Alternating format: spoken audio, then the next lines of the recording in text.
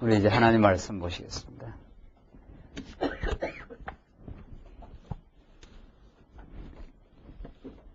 네, 우리 하나님 말씀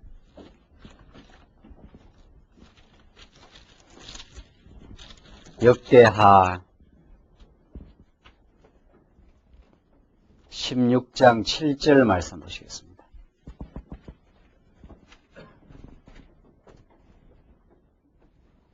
우리 하나님 말씀 구약성경 역대하 16장 7절 말씀입니다.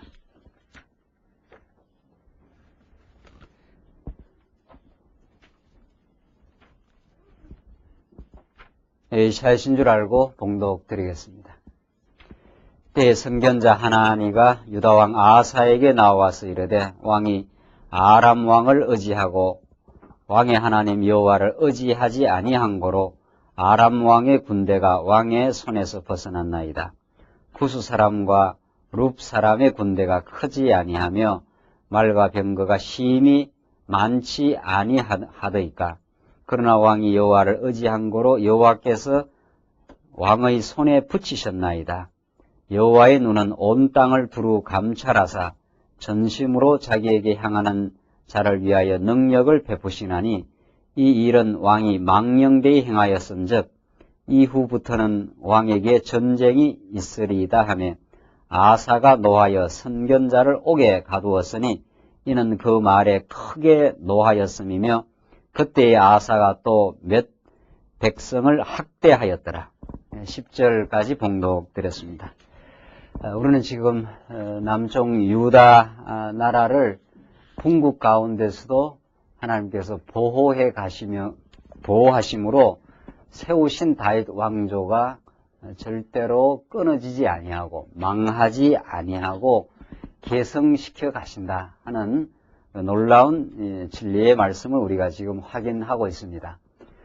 우리가 이런 큰 성경의 언약 성취의 사건, 언약대로 유다 나라를 계승시켜 간다고 하시는 이 큰 주제를 알지 못하면은 여러분이 지금 우리가 살펴가고 있는 이 역대기 상하 말씀은 굉장히 번잡합니다. 왜냐하면은 다윗 솔로몬만 하더라도 우리가 많이 알고 있는 내용이고 하나님께서 다윗에게 혹은 솔로몬에게 복을 주셔서 나라를 세우셨는가 보다 이 정도로 일반적으로 알고 있는데 그 다음 전개되는 르호보암 그 다음 제가 다 기억도 못하겠네요.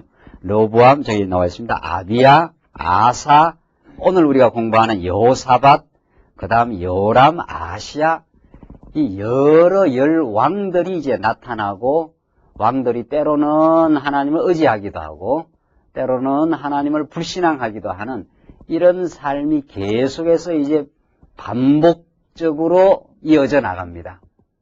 그러니까 이런 성경의 전체적인 줄거리와 주제를 모르면은 이걸 왜 이렇게 성경에 여러 왕들이 나오고 그 왕들이 어떨 때는 하나님을 좀 신앙할 때도 있고 오늘 금방 봉독드린 말씀대로 아사 왕이 굉장히 신앙적인 삶을 살 때가 있었습니다. 전반부에. 그러나 오늘 본문의 말씀에 따르면은 이제 아람 왕이 이제 이스라엘 왕 바사가 이제 치러 오니까 당장 아사 왕이 하나님을 의지한 것이 아니라 지난 주간 기억나십니까? 북이스라엘 바사 왕이 막 밀고 들어오니까 어떤 이제 경우에라도 우리 하나님 택한 백성은 위기를 당하거나 또 형통한 일을 당하거나 하나님을 생각하는 것이 그 정상인데 이 정상이 아닐 때가 얼마나 많습니까? 그래서 아사 왕이 당장 막 왕궁의 은금을 취해가지고 아람 왕이 조금 북쪽에 있는 나라인데 큰 나라입니다. 이스라엘보다 더 북쪽에 있는 나라. 그 아람 왕 벤하닷한테 막 이렇게 소위 말해서 뇌물 공세를 해서 우리를 좀 지켜달라 이렇게 한 거죠. 그 사건입니다. 기억나십니까? 지난주에 그건 다 잊어버렸습니까? 그걸 이제 기억을 하셔야 오늘 이제 그 내용이 이제 전개가 됩니다. 자, 그러니까 그런데 아사 왕이 어떻게 살았는가 하면은 여러분들 기억하시는 그 앞에는 그 구스 사람 세라가 군대 100만을 데리고 밀고 들어왔을 때가 있습니다. 그러니까 엄청난 수가 밀고 들어왔을 때 아사가 전폭적으로 하나님을 의지했습니다. 그때. 주밖에는 우리를 도와줄 자가 없사오니. 14장에 나오는데 제가 잠깐 보면은 그래서 주의 이름을 의탁하고 우리가 하나님만을 의지합니다. 그래서 사람으로 주를 이기지 못하게 하소서. 100만 대군이 구스 사람이 우리 남쪽 유다를 아주 잡아삼키려고 그냥 밀어붙이려고 들어오지만은 우리가 주 밖에는 의지할 사람이 없습니다. 이렇게 해서 아사가 하나님을 전폭적으로 의지하게 됩니다. 자, 이 사건을 이제 어떻게 해석하느냐 문제인데 제가 지금 이 역대하를 이게 말씀을 준비하면서 강론집도 보고 목사님이 쓰신 강론집도 보지만 가장 지금까지 신학에서 가장 이 역사서를 아주 정통적으로 가장 신학적으로 잘 정리하고 해석한다고 하는 책을 제가 같이 봅니다. 그러니까 이 성경을 놓고 우측에는 강론집을 같이 살피고 왼쪽에는 지금까지 역사서를 가장 정통적인 보수적인 입장이 신학 입장에서 역사서를 잘 해석한다고 하는 수준 있는 신학자, 또 제가 직접 총신 가서 배우기도 해본, 들어보기도 한, 배웠다니까 그 사람 무슨 이론을 배운 게 아니라 그 사람의 내용을 확인해 본 건데, 그럼 두 개를 이렇게 놓고 같이 이렇게 성경을 이렇게 연구하는데 너무도 극적으로 대비가 돼요. 그러니까 이 아사왕이나 역대기 상하는 하나님 여호와를 신뢰하는 것이 얼마나 중요한가 이걸 가르쳐요. 자, 그러니까 여러분들 지금 이 말 제가 만약에 우리 성경신학 입장을 전제를 하지 않으면 이 말을 부정하기가 그렇게 쉽지 않습니다. 하나님 여호와를 신뢰하는 삶이 얼마나 중요한가를 역대기 상하 가르치고 있다. 세상 이 말을 부정할 사람이 어디 있겠느냐 말이죠. 하나님 여호와를 신뢰해, 우리 예수 믿는 사람에게 하나님 여호와를 신뢰하라고 강조하는 책이다 말이지. 그걸 부정할 사람이 세상에 있겠어요? 그렇게 역대기 상하 주제를 그렇게 묶어내고 그렇게 이걸 풀어나갑니다. 그런 강론집을 보면은 또 우리 성경 신학, 우리 성경의 입장에 보면은 하나님이 세우신 다윗 왕국을 하나님이 계승해 가시는 여호와 하나님이십니다. 이게 지금 역대기 상하의 주제예요. 그러니까 그 말이 같단 말이죠. 하나님 여기는 강조하고 여기는 하나님을 신뢰하는 걸 강조하니까, 신뢰하는 삶을 강조하니까. 그 어떻게 보면은 이거는 조금 막연해 보이고 다윗 왕족을 계승한다는 건 조금 막연해 보이고 이것이 더 실감나게 보이잖아요. 하나님을 신뢰하십시오 이렇게 되니까. 그렇잖아요? 그래요 안 그래요? 그랬으면 안 그랬으면. 이게 더 우리한테 한 메시지가 아주 강력하게 보인단 말이죠. 여러분들 누구도 의지하지 말고 하나님 여호와만 신뢰하십시오. 그게 역대기 상하가 우리에게 주는 메시지입니다. 아사왕이 하나님 여호와를 구스 사람 100만이 밀고 들어왔을 때 하나님 여호와만 전폭적으로 의지했을 때 승리가 왔습니다. 그러나 하나님을 신뢰하지 않았을 때 조금 이제 뒤에 나가면 벤하닷을 의지했을 때 하나님을 의지하지 않고 벤하닷을 의지할 때 패배가 왔습니다. 하나님을 신뢰했을 때 승리가 오고 하나님을 신뢰하지 않았을 때 패배가 왔습니다. 여러분들 여기서 무엇을 얻어내시겠습니까? 이러면 뭐라 그럽니까? 아, 그렇구나. 하나님을 내가 의지해야 되겠구나. 이렇게 되는 거예요. 그 굉장히 중요한 메시지처럼 느껴져요. 그러면 그렇게 몰고 가면은, 그렇게 이 말씀을 이제 몰고 가면은 어디에 어느 결론에 떨어집니까? 신뢰하느냐 신뢰하지 않느냐가 누구의 손에 달렸어요? 에? 우리의 손에 달린 거예요. 우리의 결단에. 그럼 모든 메시지는 이쪽으로 몰고 가요. 모든 메시지는. 그러니까 하나님을 신뢰했을 때 100만 대군이 쳐들어왔는데도 아사왕이 승리를 부과했고, 지금 당장 북이스라엘이 쳐들어왔을 때 벤하닷을 의지하니까 패배했지 않습니까? 이렇게 하면서 여러분들 어떤 경우에도 하나님을 의지해야 됩니다. 근데 이 메시지의 포인트는 하나님을 알려주질 않아요. 그렇죠? 하나님을 알려주는 게 아니라 우리가 이 승리와 패배에서 우리가 취해야 되는 방법을 지금 가르쳐 주는 거예요. 그러니까 이걸 분별해내기가 쉽지를 않아요. 이걸. 그렇지. 하나님 의지해야 되겠지. 그런데 하나님을 의지하는 것은 여러분과 제가 하나님을 전폭적으로 의지하는 것은 의지하라, 신뢰하라 하는 그 말이 우리를 의지하게 하는 게 아니라 하나님을 가르쳐 주면 아하, 이건 하나님은 대단한 분이구나. 의지하지 않으면 내가 안 되는구나 알았고 이거는 따라오는 겁니다. 하나님을 가르쳐 주면은. 그러니까 오늘 우리 성경의 메시지는 이걸 가르쳐요. 이걸 가르치는 게 아니에요. 하나님이 다윗 왕조를 이스라엘 왕들은 다윗 이후의 왕들은 때로는 신앙생활 하기도 하고 때로는 하나님 잊어버리기도 하면서 하나님께서 지혜를 주시면은 신앙생활하고 하나님께서 그냥 내버려둬 버리면 불신앙생활 하면서 그렇게 어리석게는 살아가도 하나님은 한 번 약속한 다윗 왕국을 끝까지 지키고 그 나라를 보호하고 주권적으로 인도해 가시는 여호와 하나님입니다. 이걸 강조해요. 이쪽엔 이쪽이 강조가 되고 여기는 이쪽이 강조가 돼요.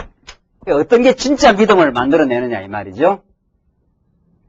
그러니까 여러분들 이게 철저하게 성경의 본래 메시지를 중심으로 해서 이 성경을 바르게 대비해서 공부하지 않으면 이렇게 듣다가도 이런 메시지가 들려온단 말이죠.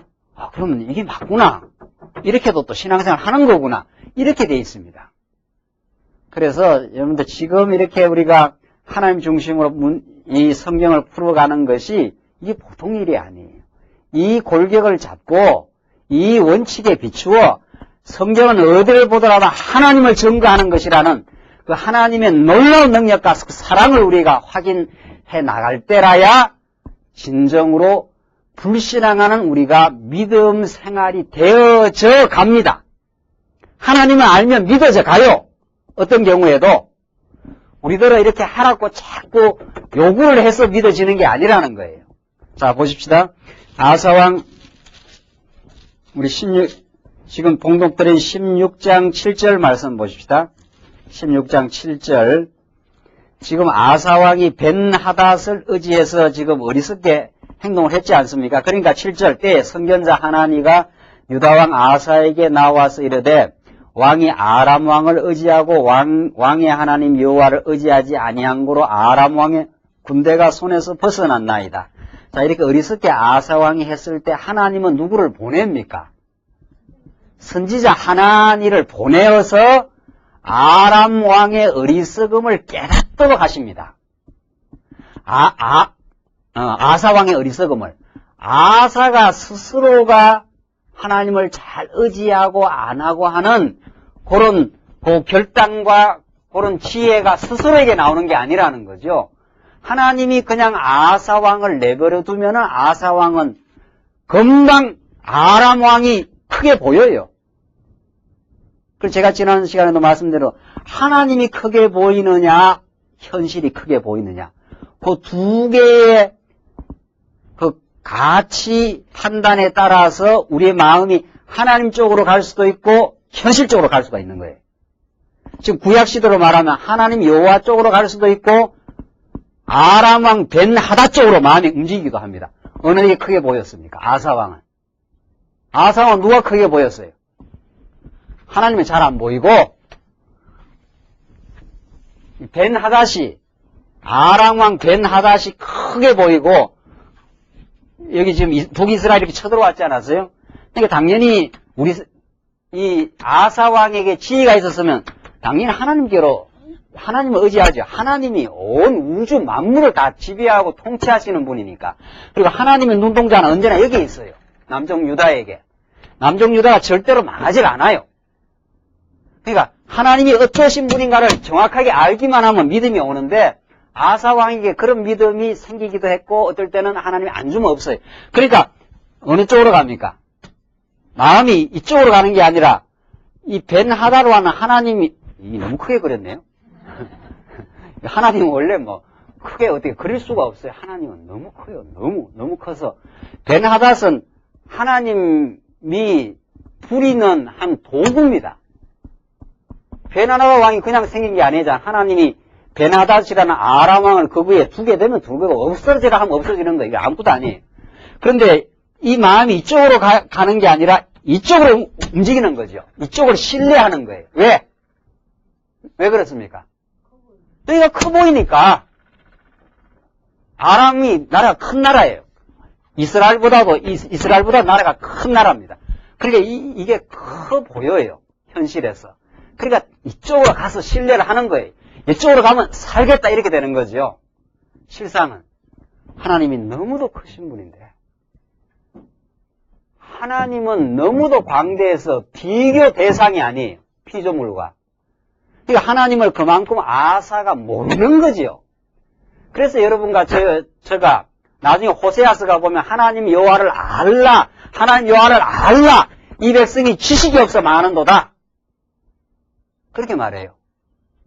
여러분과 저의 삶의 문제는 하나님 여호와를 얼마나 아느냐에 달려 있어요. 그래서 이 성경의 이 생명의 양식을 우리가 자꾸 먹어서 더 하나님이 위대하시고 크시고 지금도 우리를 장악하시고 지금도 우리 교회를 붙들어서 우리에게 어려움을 주시기도 하고 어려움에서 벗어나게도 하시는 하나님이라 우리를 공고를 주시기도 하고 우리에게 그 공고에서 벗어나서 형통을 주시기도 하시는 여호와 하나님이시라 그걸 끊임없이 가르쳐야 하하 이거 벤하닷 아무것도 아니구나 이거 벤하닷 이스라엘 이거 별거 아니구나 쳐들어와서 아무리 쳐들어와 우리는 절대로 안 망해.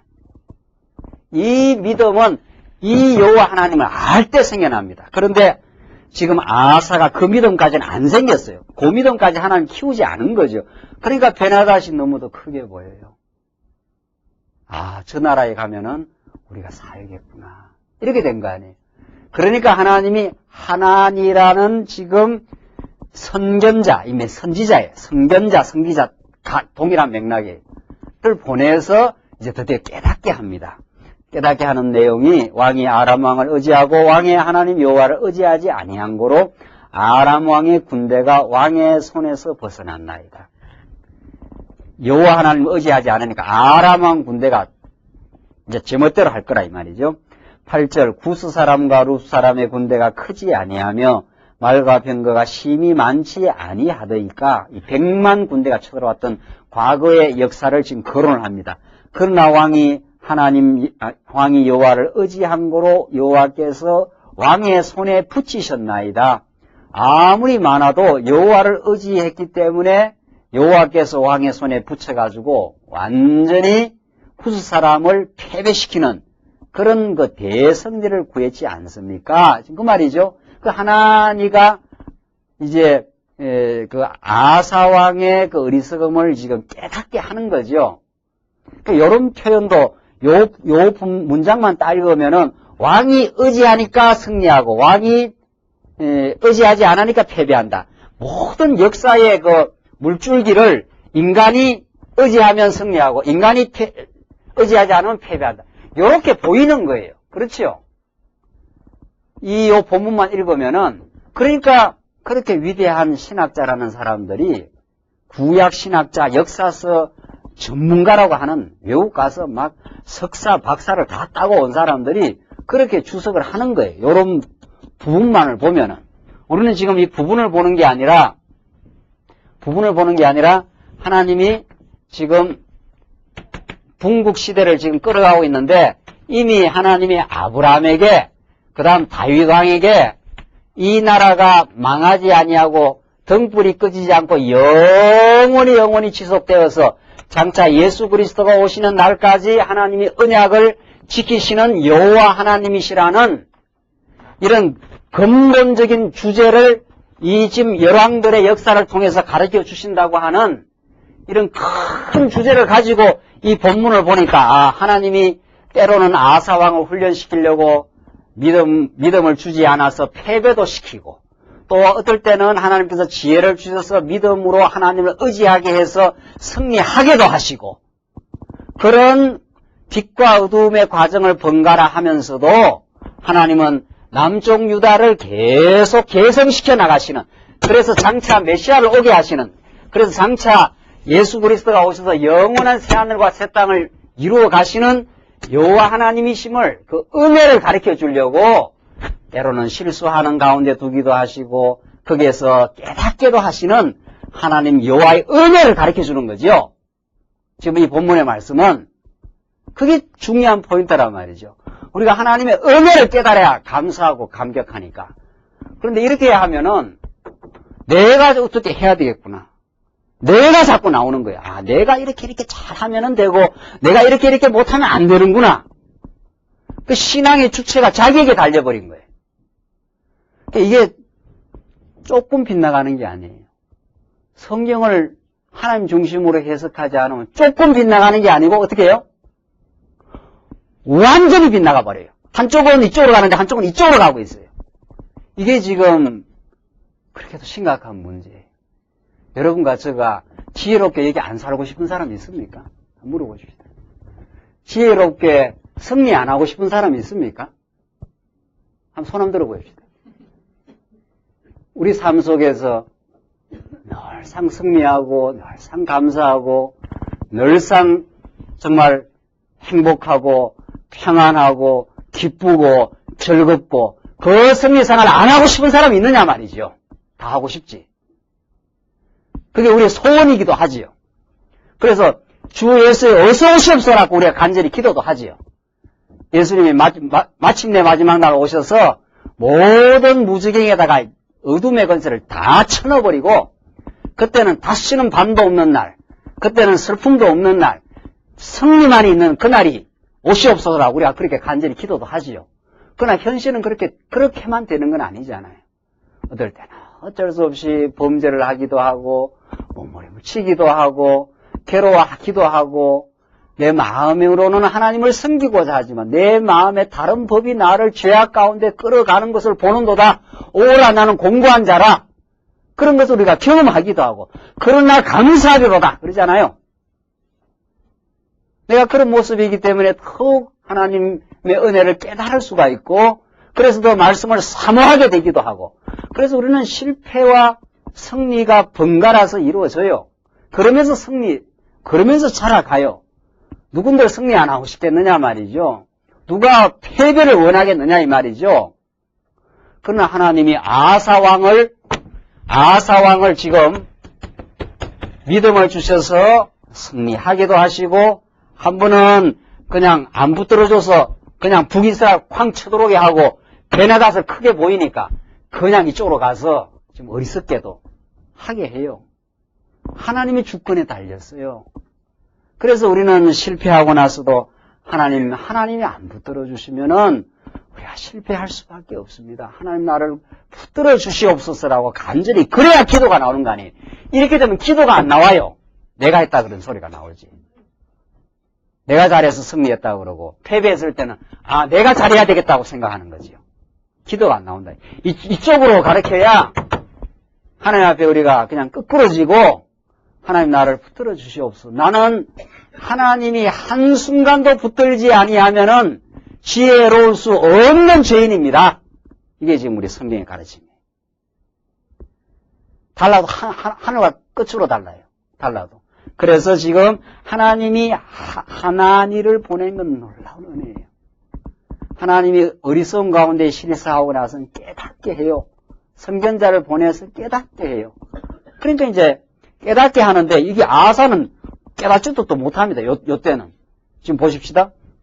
9절 여호와의 눈은 온 땅을 두루 감찰하사 전심으로 자기를 향하는 자를 위하여 능력을 베푸시나니 이 일은 왕이 망령되이 행하였은즉 이후부터는 왕에게 전쟁이 있으리이다 하며 아사가 노하여 선견자를 옥에 가두었으니 이는 그 말에 크게 노하였음이며 그때에 아사가 또 몇 백성을 학대하였더라.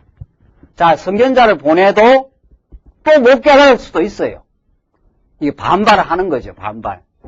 우리가 이 말씀을 들릴 때가 있어도 어떨 때는 말씀이 안 들릴 때도 있습니다. 이게 이제 하나님의 선견자, 선지자의 말씀 아닙니까? 참 선지자의 그리스도의 말씀인데 정말 이 말씀은 들리게 하나님께서 해야 들리지요. 우리가 욕심에 사로잡혀 있고 내 뜻대로 하고 싶을 때는 말씀도 안 들릴 때가 있어요. 여러분들 그럴 때가 없습니까? 언제나 잘 들립니까? 여러분들 지금 잘 들리는 거 보통 은혜가 아니에요. 내가 이렇게 지혜가 있어서 잘 들리는 게 아닙니다. 어떨 때는 성질 나면 안 들릴 때가 있어요. 무엇이 어제는 우리 청년들하고 공부하는데 하나님이 막 양심도 없다 그러더라고요. 나를 이렇게 연단을 시킬 수 있느냐는 거예요. 이럴 때는 안 들리는 때예요, 그때가. 예? 하나님 양심이 있지만 내가 지금 이렇게 수고하고 했으면 말이지 시험에 합격을 시켜줘야지 말이지. 고생해서 했는데도 또 일이 안 되게 한다고. 하나님 양심 있냐? 우리 어제 하나님 양심이 없다 그랬어요? 하나님 양심도 없어요. 우리 인간 같은 양심이 없어요. 하나님 주권만 있고 하나님 작정대로 끌어가시고 그래서 하나님이 하신다는 걸 우리가 깨닫게 하고 마침내는 은혜라는 걸 깨닫게 해요. 내 뜻대로 놔두면 우리가 하나님 쪽으로 안 가거든요. 내 원하는 쪽으로 가게 되면은 하나님을 의지하지 않고 하나님의 은혜를 못 깨달으니까 내 원하는 걸 막지요. 자꾸 하나님께서 막아요. 그러니까 그때는 하나님 양심이 없어 보여요. 이렇게 나를 괴롭히느냐 이 말이죠. 내 뜻대로 좀 놔두지 이 말이거든요. 지금 아사가 그런 거예요. 선견자 하나니를 보내는데 하나님께서 선견자를 보낸다고 다 깨닫는 것도 아니에요. 보내어서 깨닫기도 하지만 지금 못 깨달아요. 이사야도 마찬가지. 이사야 시대 때도 아무리 전도해도 그 시대 사람도 못 깨닫습니다. 또 못 깨닫게 했다 그랬어요. 그러고 나서 70년 포로 생활이 끝나서 깨달아요. 그 못 깨달아야 두드리게 맞지요. 또 두드리게 맞아야 또 나중에 싸매임을 당할 때 은혜가 크거든요. 그래서 지금 아사왕이 지금 그런 거예요. 오히려 아사가 10절 노아의 선견자를 옥에 가두었으니 이는 그 말에 크게 노하였음이며 했잖아요. 네가 뭔데 왕한테 이런 이야기를 하느냐 지금 그 말이지. 아사가 아주 교만할 대로 교만해 있어요. 그때 아사가 또 몇 백성을 학대하였더라. 막 학대도 하고 선견자 말을 안 듣고 제 마음대로 자기 뜻대로 지금 막 하는 거예요. 11절 아사의 시종 행적은 유다와 이스라엘 열왕기에 기록되니라. 아사가 왕이 된 지 39년에 그 발이 병들어 심히 중하나 병이 있을 때에 저가 여호와께 구하지 아니하고 의원들에게 구하였더라. 이 아사 말년은 굉장히 불신앙의 삶입니다. 그러니까 병이 들었으면은 뭐든지 하나님을 의지해야 되는데 하나님을 의지하지 않고 의원, 사람을 의지했다 이 말이죠. 사람을. 그 의원도 결국 하나님이 그 의사를 통해서 하나님이 낫게 하시는 거죠. 그렇죠? 그러니까 우리가 병이 들었을 때 하나님께서 우리 주위에 좋은 의사를 만나게 하는 것도 하나님이 우리는 만나게 한다는 거죠. 그 의사가 나를 고쳤다 이렇게 해서 안 하죠. 하나님이 좋은 의사를 만나게 해서 내 병을 낫게 하시는 거죠. 모든 주권이 하나님께 달렸는데 이 아사가 병이 드니까 하나님 쪽으로는 자꾸 안 가요. 마음이. 아까뿐에도 베나다 쪽으로 이 큰 베나다 쪽으로 마음이 가듯이 의원, 의사죠. 의사가 있으니까 이 의사가 한테 가면은 내가 낫겠구나. 이렇게 된다는 거예요. 그 의사는 그러면 누구? 하나님이 보낸 의사거든요. 하나님이 의사를 보내어서 낫게도 하시고 제가 처음 병들었을 때 진단을 받았는데 두 다리가 이제 다 관절염으로 부었을 때 그 진단이 잘못 떨어졌어요. 그 의사들이 뭐 신도 아니고 오진이 그렇게 많답니다. 오진 프로스가 굉장히 많대요. 그 인간의 병이라는 걸 그 쪽지게처럼 찝어낸다는 게 쉽지 않거든요. 대체로 이럴 것이다 해서 약을 쓰는데 그냥 좀 심은 낫는 거예요. 약 써갖고만 낫는 게 아니고 뭐 심은 낫기도 하고 뭐 그런 거거든요. 그래서 오진이 나가지고 제가 몇 년을 고생을 했습니다. 오진이 나면은 진단이 잘못되니까 약 처방도 잘못 떨어지는 거 아니에요. 엉뚱하게 돈만 쓰고 고생하다가 나중에 보니까 병이 딴 병이더라고요. 그러니까 고생을 좀 시키려면 하나님이 어떤 의사를 보내요? 그 오진하는 의사, 그 시원찮은 의사를 옆에 붙이는 거예요. 그것도 우리 마음대로 안 돼요. 명의를 찾고 싶어 하지요. 병들면. 그게 우리 마음대로 되는 게 아닙니다. 병들면 뭐 신통하다는 다니지만은 하나님께서 한 5년 너는 고생해야 되겠다 싶으면은 명의를 다 숨겨놓습니다. 엉뚱한 데 가서 약 쓰고 돈 쓰고 고생하고 지질이 고생하다가 만나가지고 낫거든요. 그럼 하나님이 이 땅에서 우리를 그냥 건강하게만 살게 하는 게 목적이라면 아예 병을 안 나게 하거나 병이 나더라도 빨리 좋은 의사를 즉각 만나게 하거나 그래야 될 거 아니에요? 근데 그게 아니에요. 그래서 우리 목적은, 이 땅에 우리 삶의 목적은 병이 건강한 것도 목적이 아니고 병든 것도 목적이 아니에요. 하나님 어떨 때는 건강하게 해서 하나님께서 우리라고 씩씩하게 참 돈벌이도 하게 하고 열심히 말씀도 전가하게 이렇게 살게 할 때도 있고, 그러다가 가만히 하나님 교육이거든요, 이 땅에서. 근데 이 인간이 자기 힘으로 뭐가 잘 된다 착각을 하면 하나님께서 뺏어버려요, 건강을 한번. 그래서 이 건강이 내게 아니구나 하는 걸 통해서 하나님을 가르쳐 주시려고 병이 또 들기도 하시고, 이 둘 다를 통해서 우리는 하나님 여호와를 깨닫게 한다, 지금 그 말이지요. 성경 어디를 보더라도 건강하게도 하시고 어떻게 해요? 병들게도 하시면서 하나님 한 분을 더욱더 배우게 하시면, 그런 배움이 깊어지고 깊어지면, 여러분들 중학교, 고등학교, 대학교, 대학원 자꾸 공부가 깊어지면은 사물을 이해하는 게 깊어지지 않아요? 마찬가지. 우리 지금 우리 교회 광야에게 오셔서 우리 성도대학 하지 않아요? 우리는 성도대학부터 바로 하니까 좀 이상하네요. 성도 초등학교부터 이렇게 해야 되는데, 공부하시고 자꾸 이렇게 공부하면 우리는 알게 모르게 하나님을 아는 지식이 깊어지고 믿음이 자라요. 점점 자라요. 점점. 그래서 형통한 일이 와도 하나님이 주셨다고 인정하고, 좀 어려운 일이 와도 하나님이 나를 낮추시려고 어려움이 왔다고 인정하고, 그런 참 믿음의 사람으로 우리를, 하나님을 신뢰하는 사람으로, 아까번에 얘기 신뢰, 그렇죠? 그런 신뢰하는 사람으로 하나님이 지금 키워 가십니다, 지금. 그래서 우리를 7, 80년 이 세상에 두고 이런 일도 겪게 하고 저런 일도 겪게 하고 하면서 자꾸 키워 가셔요. 하나님이 믿음을 주어 영생케 하셔요.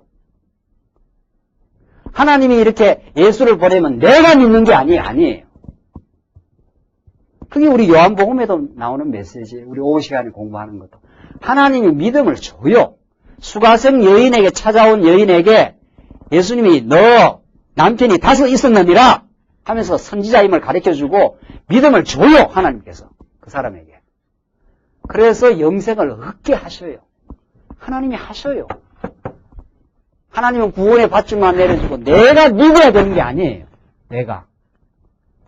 달라도 너무 달라요. 그러니까 우리가 첫 시간 이미 처음에 말씀드린 대로 이런 식으로 자꾸 강요해서 여러분들 하나님 신뢰해야 승리가 옵니다. 신뢰하지 않으면 패배가 옵니다. 여러분들 어떻게 하시겠습니까? 이렇게 나가는 거죠. 그럼 당장 들을 때는 이렇게 해야 되겠구나 하는데, 뭐 하나님은 알아야 뭐 믿지 뭐. 하나님은 알아야. 하나님은 뭐 이런 하나님은 별것도 아니에요. 내게 모든 게 주권이 달려있어요. 내게. 그러니까 안 되는 거예요. 안 되는 거예요. 하나 믿어지질 않는 거예요. 들을 때만 반짝 그냥 그러다가. 그러나 우리는 계속해서 하나님이 우리를 약속하신 하나님은 우리를 끝끝내 지키시고 우리를 사랑하시고 마침내 예수를 보내주시는 신실한 여호와입니다. 이게 생명의 양식이에요. 이 양식을 먹으면 알게 모르게 이제 자라요. 알게 모르게 무럭무럭 자라요. 그래서 나도 모르게 이제는 정말 어떤 일을 닥쳐도 하나님 의지하는 쪽으로 마음이 움직여 가도록 하나님이 지금 키워 가시고 있습니다. 지금 그래서 여호와 하나님을 구하지 아니하고 의원들에게 구하였더라. 아사가 하나님보다도 사람을, 하나님보다도 이방 왕을 점점 의지하는 어리석음 가운데 하나님이 두신 거지요. 우리는 그렇게 해석을 하는 거죠. 13절 아사가 위에 있은 지 41년에 죽어 그 열조와 함께 자매 다윗성에 자기를 위하여 파두었던 묘실에 무리가 장사하되 그 시체를 법대로 만든 각양향 재료를 가득히 채운 상에 두고 또 위하여 많이 분양하였더라. 다윗성에 이 왕들을 계속 묻어요. 장사 지내요.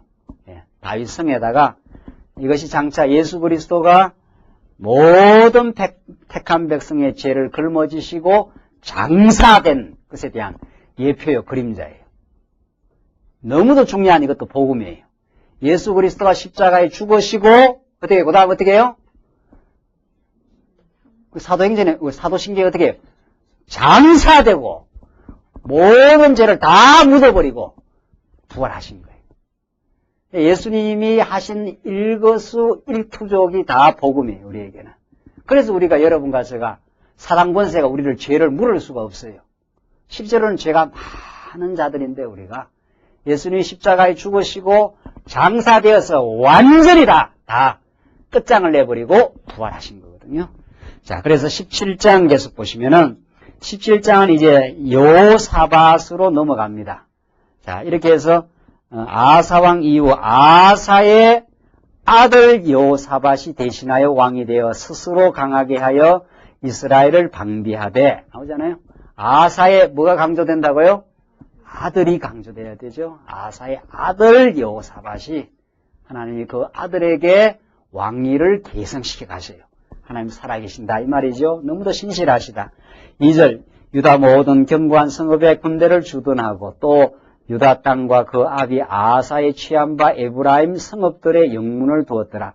여호와께서 여호사밧과 함께 하셨으니 이는 저가 그 조상 다윗의 처음 길로 행하여 바알들에게 구하지 아니하고 오직 그 부친의 하나님께 구하며 그 계명을 행하고 이스라엘의 행위를 쫓지 아니하였음이니라. 이 3, 4절이 얼마나 중요한 구절입니까? 그렇죠? 그러니까 여호사밧은 아사와는 다르게 하나님을 의지해서 뭐라 그랬습니까? 4절 보시면 오직 그 부친의 하나님께 구하며 그 계명을 행하고 이스라엘의 행위를 쫓지 아니하였습니다. 북이스라엘처럼 그렇게 안 하고 하나님을 잘 섬겼단 말이죠. 그것이 어디로부터 그렇게 된 그 이유가 뭐냐? 그 3절에 나오잖아요. 여호와께서 여호사밧과 어떻게 해요? 함께 하셨으니 이렇게 해요. 여호사밧에게 지혜를 주셨으니 그런 말이지요. 여호사밧이 늘 또 그런 게 아니에요. 조금 뒤에 가면은 또 오이성도 나와요. 그러니까 성경은 하나님이 함께 했을 때 지혜롭게 행하고 또 하나님이 잠시 훈련을 시키고 여호사밧이 죄인임을 깨닫게 하기 위해서 잠시 또 놔두면 여호사밧이 또 실수해요. 실수합니다. 성경은 우리 택한 백성들의 어리석은 죄악을 그대로 노출을 시켜버리는 거죠. 그래야 여호사밧이 자기가 똑똑해서 그런 것이 아니라는 걸 깨달으니까. 그렇지 않아요? 그래서 지금 이 열왕들의 계속되는 내용이 그런 내용이에요. 계속 지금. 그러니까 3절에 여호와께서 여호사밧과 함께 하셨으니 이게 중요한 거 아니에요. 그러니까 여호사밧이 다윗의 처음 길로 행했단 말이죠.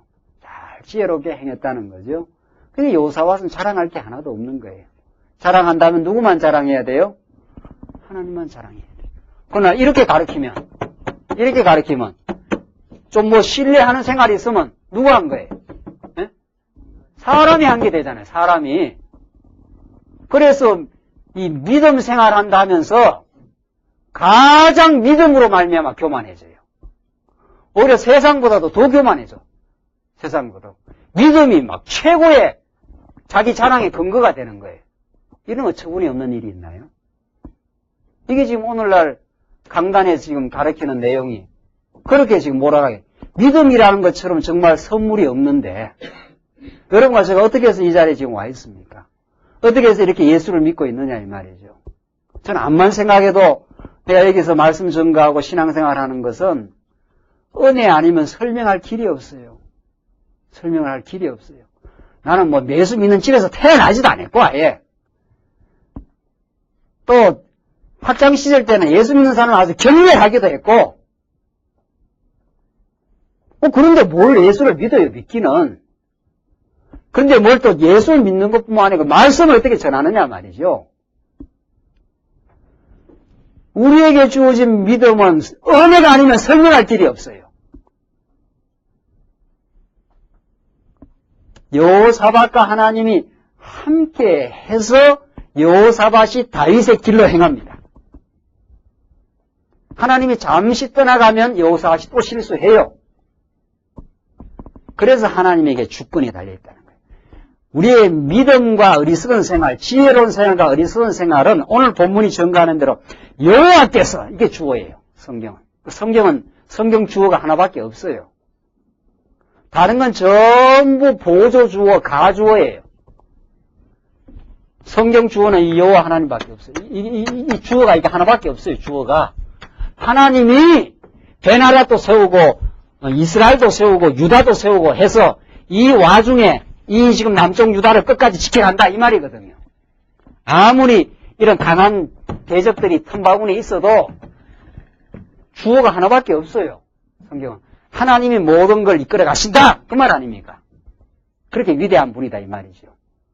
그래서 우리가 조금 믿음 생활하고 이렇게 우리가 건전하게 신앙생활 했을 때 그 믿음을 자랑하겠느냐 이 말이죠. 자랑할 거 없어요. 감사할 것밖에 없어요. 감사할 것. 그래서 5절 보시면 그러므로 여호와께서 그 나라를 그 손에서 뭐라고 그랬어요? 경고하게 하시매. 하도 우리 말씀동 초기에 개자를 많이 들어가지고 귀에 막 그냥 이게 붙어 있어요. 나라가 그냥 경고하니라가 아니에요. 경고하게 하시매. 여기다 막 빨간 줄 쳐요. 빨간 줄 확 쳐야 돼요. 하나님이 경고하게 해요.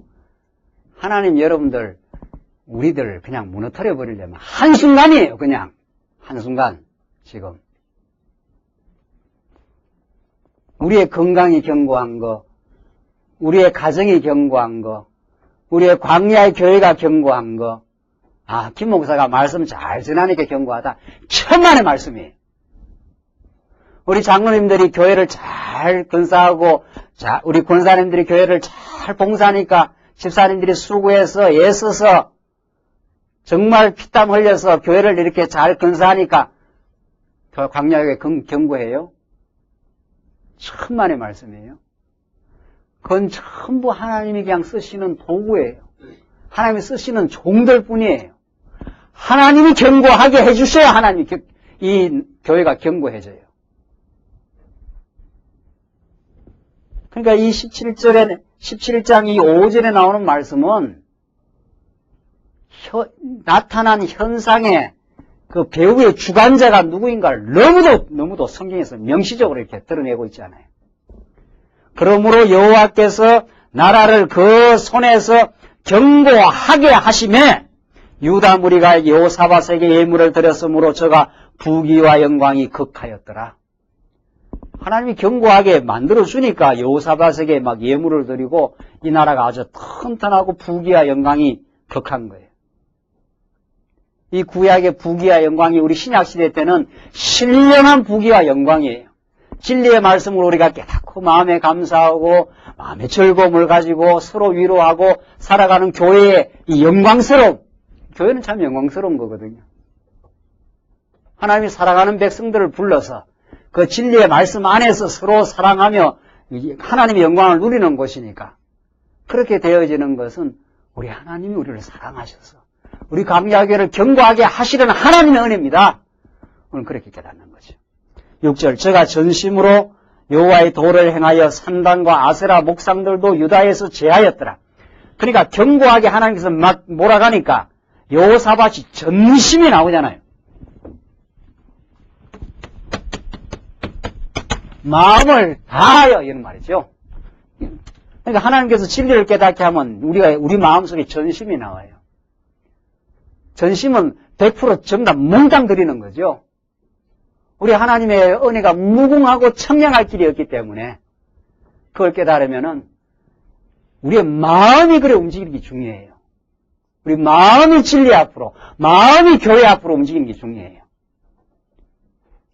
교회 앞으로는 조금 가고 세상으로 조금 가고 이런 게 아니에요. 교회는 우리 전부예요, 사실은. 교회는 하나님을 배우는 그 핵심이기 때문에 전부예요. 그러니까 세상에 있어도 내 육체가 세상에서 열심히 일을 해도 이 진리를 전해 듣고 진리를 깨닫고 진리를 전파하기 위해서 우리가 다 일하는 거거든요. 그러니까 전심이에요. 사실은 알고 보면은. 하나님이 경륜하시는 이 가운데 이 교회가 있지 않아요? 그러니까 우리가 가정에 가든지 어디에 가든지 세상에 가든지 마음이 교회에서 하나님 중심으로 이렇게 전심으로 가는 거죠. 이게 이제 우리가 기본이 정립되었다 이런 뜻입니다. 인생의 기본이. 하나님을 배우고 그 하나님을 배우는 그 말씀을 우리가 지키고 전승하는 이 교회가 우리의 전부예요. 그러니까. 거기에 마음 전부가 우리에 담겨 있으면서 그걸 중심으로 해서 모든 일을 하는 거죠. 내가 직장에 가서 사업장에 가서 수고하는 것도 하나님을 배우며 그 신령한 진리를 깨달은 그 현장이라고 생각하고 그 모든 것이 내가 깨달은 진리를 확인하고 내가 깨달은 진리를 더 견고하게 세워나가는 일이라 그게 이제 중심이 잡힌 삶이에요. 이게 딱 중심이. 그러니까 여호사밧을 하나님께서 견고하게 하시니까 그 마음이 전심으로 여호와의 도를 행하며 했지 않았어요? 산당과 아세라 목상들도 유다에서 제하였더라. 막 그냥 산당, 아세라, 목상, 우상을 막 제해 나가는 역사가 일어나죠. 7절 보시면은 7절로 9절은 이제 율법을 가리킵니다. 이게 참 굉장히 중요한 부분인데 제가 위에 선지 3년에 그 방백 벤하일과 오바다와 스가라와 느다넬과 미가야를 보내어 유다 여러 성읍에 가서 뭐라고 그랬습니까? 가르치게 하고 이 구약의 율법을 가르치는 일이에요. 오늘 신약 시대는 이 성경 가르치는 일이에요. 쉽게 말하면 그냥. 또 저희와 함께 레위 사람 스마야와 느다냐와 스바랴와 아사헬과 스미라목과 여호나단과 아도니아와 도비아와 도바도니아 등 레위 사람을 보내고 또 저희와 함께 제사장 엘리사마와 여호람을 보내었더니 이 레위 사람, 제사장 이게 전부 중요한 사람들이 구약에서 저희가 여호와의 율법책을 가지고 유다에서 가르치되 그 모든 성읍으로 순행하며 인민을 가르쳤더라. 막 그냥 그러니까 순회 설교를 한 거예요. 막 다니면서 율법책을 가지고 하나님 여호와를 가르쳐 주는 거죠. 하나님 이렇게 언약한 우리는 언약 백성입니다. 이 율법을 지킬 때 우리는 여호와 하나님을 기억할 수가 있습니다. 이렇게 하면서 막 순행을 여러 성읍을 제사장들을 보내가지고 막 다니면서 복음을 전파하도록 그렇게 역사를 하셨다는 거죠. 이 역사가 우리 신약시대 때는 성령께서 복음 정인을 삼아서 땅끝까지 복음이 전파되도록 계속 역사를 하시는 거죠. 그 일환이 우리 광야교회예요.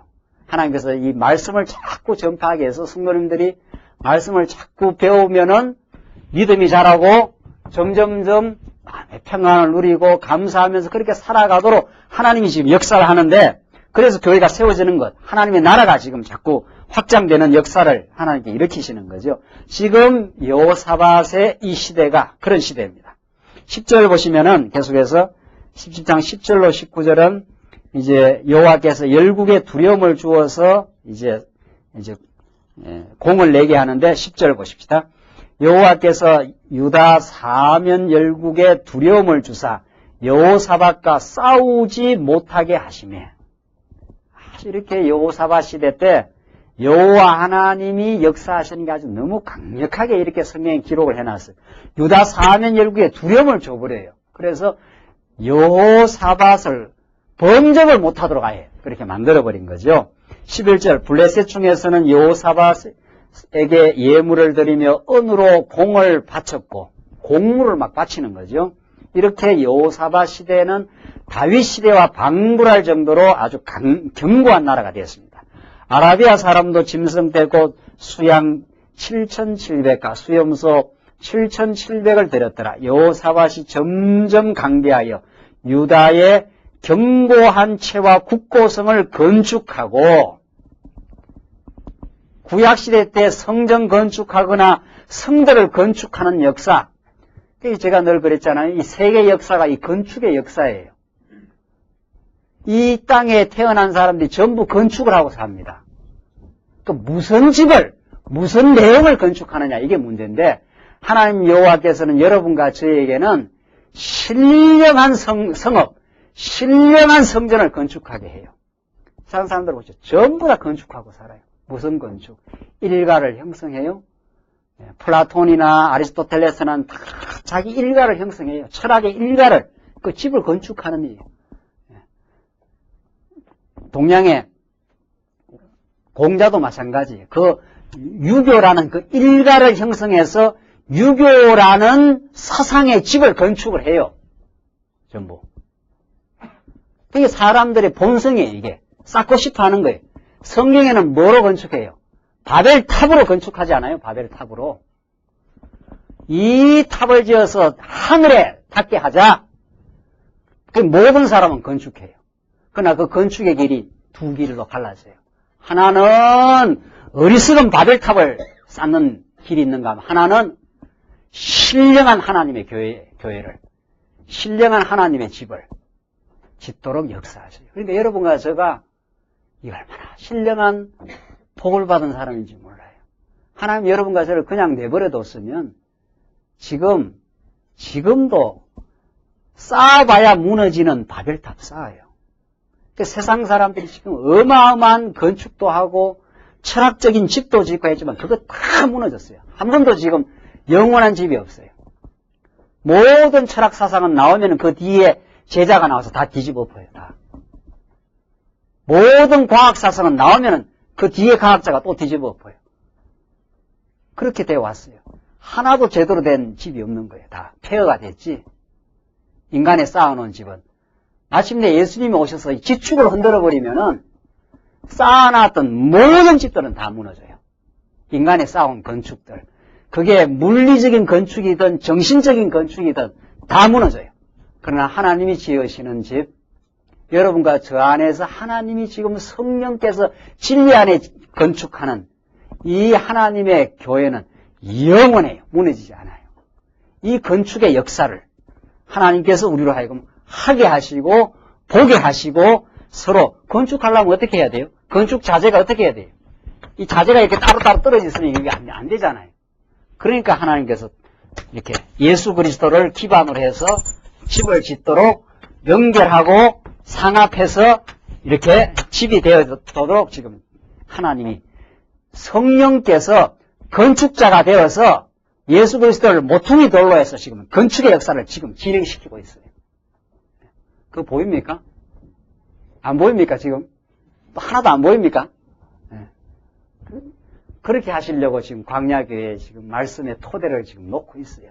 지금 여기 하나 기둥 서고, 저기 하나 기둥 서고, 이렇게 연결해서 계속 그 건축의 역사를. 하나님 구약시대 때 여호사밧에게 함께 하시니까, 나라가 견고해지니까, 막 순행해서 막 말씀을 증거하게 하지 않아요? 말씀이. 우리 태프가 여기저기 막 돌아다녀야 돼. 김기훈 목사가 돌아다니려면 말라 죽어요, 지금. 이번 주간도 춘천에 가지 않아요? 제가 어떻게 다 다니겠어요? 그냥 제가 다니는 만큼만 그렇게 하지. 태프가, 비디오가 막 돌아다녀야 되죠. 막 태프가 돌아다니면서. 하나님 말씀이 여기저기 전파되고, 인터넷으로 지금 막 전파되지 않아요? 또 우리 성도님들이 직접 가르치기도 하고, 권면도 하고, 그 여호사밧 시대가 이런 시대예요. 이런 시대.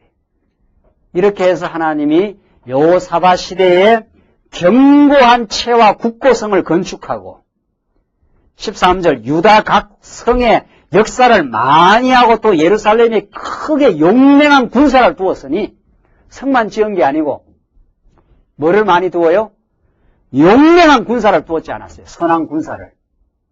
저는 우리 광야교회를 하나님께서 역사하시면은 우리 광야교회를 통해서 하나님이 광야교회 통해서만은 아니겠지만 용맹한 군사를 하나님께서 이렇게 세워가지고 이 시대의 진리의 역사를 하나님께서 하게 하실지 어떻게 알겠느냐 이 말이죠. 그걸 용맹한 군사가 나오는지 안 나오는지는 지금 공부하는 걸 보면 알아요. 진리 공부하는 걸 보면. 진리 공부를 어떻게 집요하게 철저하게 하는가를 보면은 용맹한 군사가 나오는지 안 나오는지 알아요. 여호사밧 시대 때 이렇게 구약 시대 때 살아 역사하셔서 하나님이 남쪽 유다를 하나님께 계승케 하고 그 민족의 운명을 지켜나가시기 위해서 하나님이 여호사밧에게 지혜를 주셔서 견고하게 하셔서 나라를 부강하게 만들고 율법책을 통해서 여러 지역에 순행하는 제사장과 막 레위 사람을 막 보낸 거죠. 그래서 막 돌아다니게 해가지고 순행해서 인민들을 가르치게 하는 역사를 일으키고, 그뿐 아니죠. 가르침의 역사가 일어나면 주변에 유다 사면 열국의 두려움이 생겨요. 그러니까 우리 광야교회에서 하나님의 말씀이 계속 전파되고, 성도대학에서도 전파되고, 수요일날 장안조한테 성도대학 가서도 공부하고, 주일날 오전에도 공부하고, 또 이번 주일날 또 어디 가신다면서요. 여전도에 무의도 가서 또 공부하고, 이렇게 하면은 주변이 어둠의 세력들이 벌벌벌벌 떨어요. 그때부터. 이 동네는 도저히 진리의 칼날이 워낙 예리한 동네구나. 구약이 얼마나 실감이 나요. 그렇게 되면 성이 지어져요. 그렇게 되면 군사들이 이제 나오는 거죠. 우리 어제도 우리 청년, 우리 리더 모임에서 몇 사람 안 되는데 얼마나 귀하고 복된지 몰라요. 제가 우리 청년들하고 얼마나 서너 시간을 하죠. 서너 시간을 아예 앉아가지고. 어제도 2시부터 6시까지 했는가 봐요, 아마. 계속해서 우리 청년들 좀 자라서 이 시대의 바른 용사로 자라기를 하나님의 말씀으로 잘 무장되어서 정말 이 혼돈된 시대, 이 가치관이 혼돈된 이 시대에 하나님 중심하는 진리의 사람들이 많이 나오기를, 그래서 정말 주변이 벌벌벌벌 떠는 그런 하나님의 역사가 우리 광야교회를 통해서 이루어지기를, 오늘 이 역대한 말씀이 우리들에게 살아있는 하나님의 역사를 우리 생생하게 우리에게 보여주고 있습니다. 기도하십시다. 우리 자비하신 하나님 아버지, 우리에게 베푸신 은혜를 너무도 감사합니다. 우리가 이렇게 예수를 믿고 하나님을 섬기며 하나님의 진리의 말씀으로 우리가 강건하게 견고하게 되어져가는 일이 하나님의 은혜가 아니면 설명할 길이 없사온데, 하나님 우리를 붙들어 주지 아니하면 우리가 얼마나 미련하고 얼마나 연약한 존재인지 알 수가 없습니다. 오늘도 우리 구약의 역사를 지우고 다윗 왕조를 계승시키기 위해서 여호사밧에게 함께 하셔서 역사를 주관하시는 하나님 아버지, 한순간도 하나님 말씀에 붙들리지 아니하면 우리 쓰러질 수밖에 없사오니 주께서 우리 광야교회를 붙드시고 우리를 붙들어 주셔서 오늘 이 시대의 진리를 지켜가는 견고한 성읍이 되게 하시옵소서. 예수님 이름으로 기도하옵나이다. 아멘.